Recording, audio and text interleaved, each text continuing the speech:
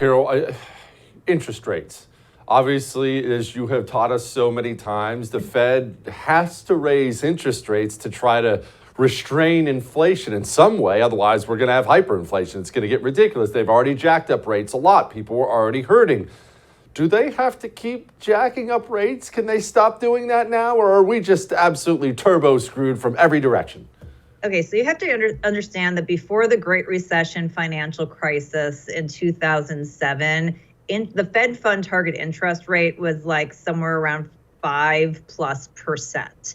So they took the last decade and a half almost and brought us down to 0.25%, which has been brought up a little bit, but nowhere near where it has been historically. So we've had this artificial suppression of interest rates, which has done all of this distortion in the economy, has transferred wealth from Main Street to Wall Street.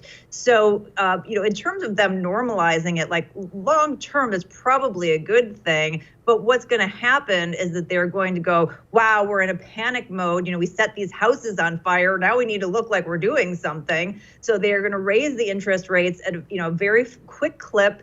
They're going to put us into a recession, and then they're going to go, oh, we're in a recession now. Wow, employment's creeping up again. We probably need to cut rates. We need to stop letting them play God with the economy. They are centrally screwing with all of us, and it is not doing anything for the little guy other than taking away their wealth. The people who are well connected, who have the money, they love this. They're like vulture capitalists. They can wait for everything to tank. They can buy things at pennies on the dollar and wait for it to be reinflated again. They're going to make out like bandits. And that's on the backs of the average Americans who are going to just keep getting screwed. Carol, you said keeping interest rates artificially low transfers money from Main Street to Wall Street. Sure. Can you dumb that down for me so I can understand?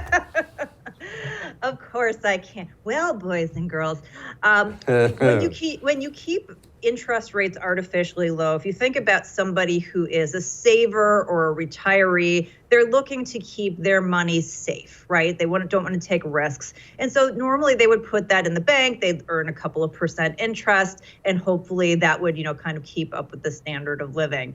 What was done is that was taken away from them. It was taken, down to a very, small percentage of anything, a fraction of a percent.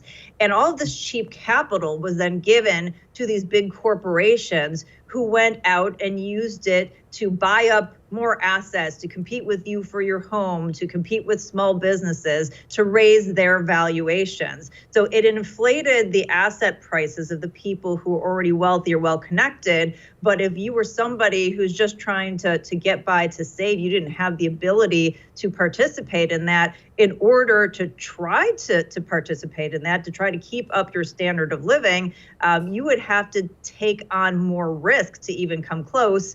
And certainly we know in terms of the benefit of taking on extended debt, that the larger you are, the more benefit you're going to derive from that. So that is just a direct wealth transfer. And we've seen that in terms of the numbers in 2020. And then, now that the bubble's coming down, as of sometime in June, people have lost over $3 trillion in their retirement savings accounts. So all those people who tried to keep up didn't. They're going to get frustrated. They're going to move away. And then these people who have that long-term viewpoint and have the staying power are going to pick up more stuff at a bargain and see that inflated again.